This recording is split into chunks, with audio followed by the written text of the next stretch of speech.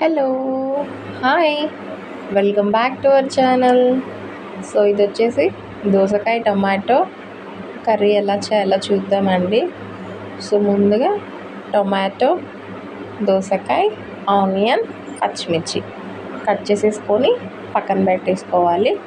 So, ఆ తర్వాత stove వెలిగించేసేసి కడాయి పెట్టేసుకొని కడాయి హీట్ ఎక్కిన తర్వాత ఆయిల్ పోసుకోవాలన్నమాట. సో ఆయిల్ కూడా హీట్ ఎక్కిన తర్వాత తాలింపు గింజలు వేసేసుకోవాలి. సో ఆ తాలింపు గింజలు కూడా వేగిన తర్వాత ఆనియన్, పచ్చిమిర్చి వేసుకోవాలన్నమాట. సో అవి కొంచెం మగ్గిన తర్వాత మనం కట్ చేసి పెట్టుకున్న టొమాటోలు కూడా వేసేసుకొని కొంచెం పసుపు, కొంచెం ఉప్పు వేసేసుకొని బాగా మగ్గనివ్వాలన్నమాట.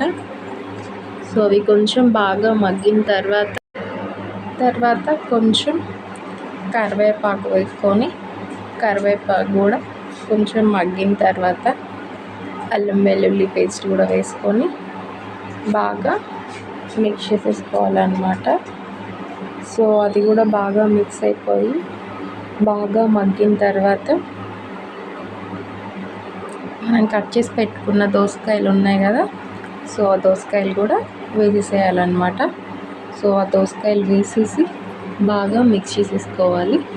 సో బాగా మిక్స్ చేసుకున్న తర్వాత దోసకాయలో ఉన్న వాటర్ అంతా పోయేంత వరకు కూడా మూత పెట్టేసుకొని సిమ్ టు మీడియం ఫ్లేమ్లోనే ఉంచుకోవాలన్నమాట. సో ఆ వాటర్ అంతా చూసారు కదా, వాటర్ అంతా పోయిన తర్వాత కొంచెం కారం వేసేసుకొని బాగా మిక్స్ చేసేసుకోవాలి.